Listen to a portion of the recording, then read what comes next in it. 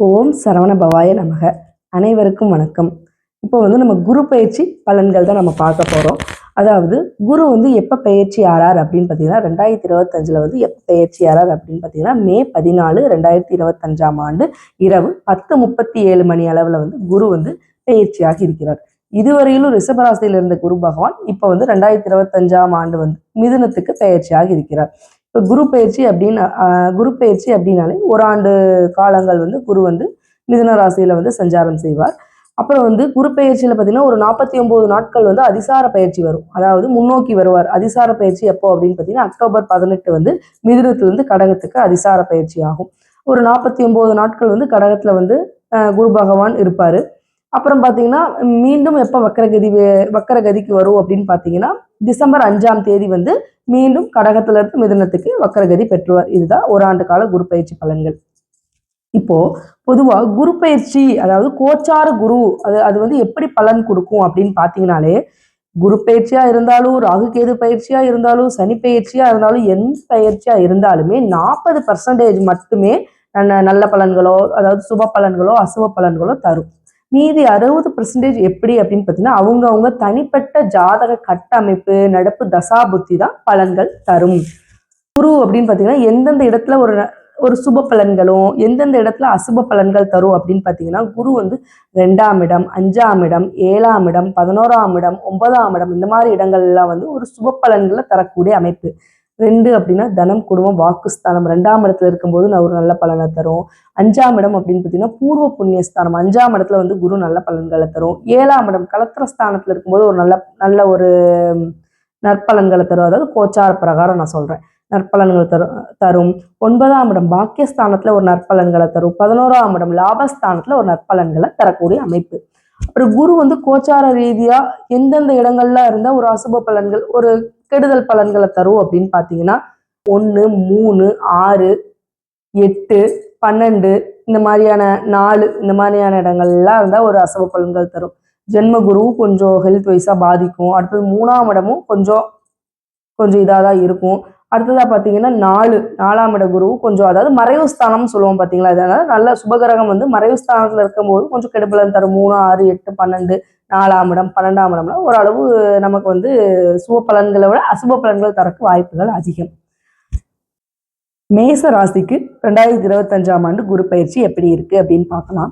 இதுவரைக்கும் மேச ராசிக்கு 2ஆம் இடத்தில் சஞ்சரித்து வந்த குரு பகவான் அதாவது தனம் குடும்பம் வாக்குஸ்தானங்கள்ல சஞ்சரித்து வந்திருந்த குரு பகவான் 2025 ஆண்டு 3ஆம் இடத்திற்கு பயிற்சியாக இருக்கிறார். அதாவது 3ஆம் இடம் அப்படின்னு பார்த்தீங்கன்னா மிதுன ராசியில பார்த்தீங்கன்னா என்னென்ன நட்சத்திரத்துல குரு பயிற்சியாரார் அப்படின்னு பார்த்தீங்கன்னா மிருகஸ்ரீஷம் திருவாதிரை புனர்பூசம் இருக்கு. அதாவது மிருகஸ்ரீஷம்னா செவ்வாயோட நட்சத்திரத்திலையும் ராகுவோட நட்சத்திரத்திலையும் குருவோட நட்சத்திரத்திலையும் சஞ்சாரம் செய்ய இருக்கிறார். இப்ப பாத்தீங்கன்னா 3ஆம் இடத்துக்கு அதாவது மேச ராசிக்கு 3ஆம் இடம் அப்படின்னு பாத்தீங்கன்னா தைரிய வீரியஸ்தானம் உபஜயஸ்தானம் சொல்லுவோம். தைரிய வீரியஸ்தானம் சகோதரஸ்தானம் இளைய சகோதரத்துவத்தை குறிக்கும். இதெல்லாம் 3ஆம் இடத்தோட காரகத்துவங்கள் 3ஆம் இடத்தை குறிக்கும்.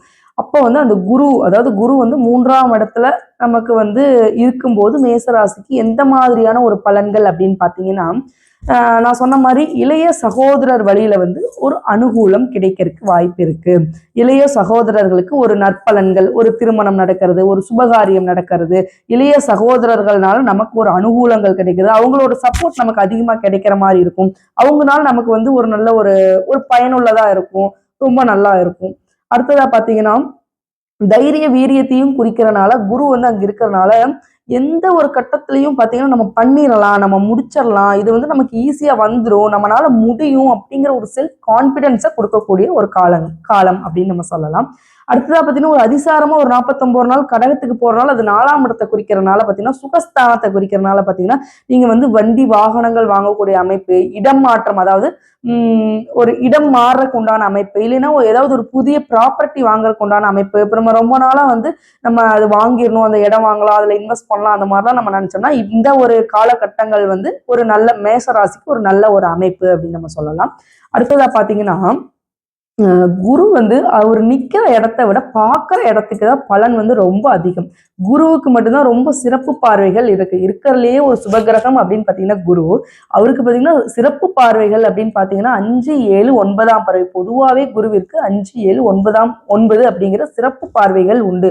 அதாவது ஏதோ ஒரு தோஷம் இருந்தாலுமே கூட அந்த குரு பார்த்துட்டு அந்த தோஷ நிவர்த்தி, குரு பார்த்தால் கோடி கோடி நன்மை, கோடி புண்ணியம் சொல்றாங்க பார்த்தீங்களா? அந்த மாதிரி குரு வந்து இருக்கிற அதாவது 3ஆம் இடத்துல இருந்தாலுமே அவர் பார்க்கிற பார்வைக்கு அவ்வளோ ஒரு ஒரு நன்மைகள் அதிகம் அப்படின்னு சொல்றாங்க. குரு வந்து 5ஆம் பார்வையா 7ஆம் இடத்தை பார்க்கறனால என்னென்ன ஒரு பலாபலன்கள் அப்படின்னு பார்த்தீங்கன்னா 7ஆம் இடம் அப்படின்னு சொன்னீங்கன்னா கலத்திர ஸ்தானத்தை நம்ம குறிக்கும். அந்த கலத்திர ஸ்தானத்தை பார்க்கறனால என்ன ஒரு பலன்கள் அப்படின்னு பார்த்தீங்கன்னா இதுவரை திருமணம் ஆகாம இருக்கவங்களுக்கு திருமணம் கைகூடி வரும் நேரம்.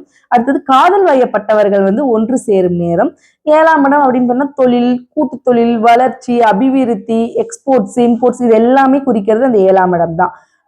இப்போ வந்து தொழில வந்து அடுத்த கட்ட நடவடிக்கையா நம்ம வந்து தொழில வந்து ஏதாவது ஒரு அபிவிருத்தி பண்ணணும், அதை நம்ம பெருசு பண்ணணும். இப்போ சின்னதா இருந்ததை நம்ம வந்து எக்ஸ்டெண்ட் பண்ணணும். இந்த மாதிரிலாம் இருந்தா இந்த மேசராசிக்கு பண்ணலாம். நல்ல ஒரு சக்சஸ் ஆகும். அடுத்ததா பாத்தீங்கன்னா தொழில ஒரு நல்ல ஒரு அபிவிருத்தி ஆகக்கூடிய கால அமைப்பு தான் இது. அடுத்தது பார்த்தா இம்போர்ட், எக்ஸ்போர்ட்ஸ் இந்த மாதிரி தொழிலும் நல்ல ஒரு வளர்ச்சி அடையும். அடுத்ததா பாத்தீங்கன்னா 9ஆம் பார்வையாக லாபஸ்தானத்தை அதாவது 11ஆம் இடத்தை பார்க்கறனால நம்ம என்ன ஒரு பிசினஸ் தொடங்குறோமோ அதுல நல்ல ஒரு லாபம், மூத்த சகோதரர்களையும் குறிக்கும். சகோதரர்கள்னால் நமக்கு ஒரு நன்மைகள், அனுகூலங்கள் இதெல்லாம் கிடைக்கிறதுக்கு சான்சஸ் இருக்கு.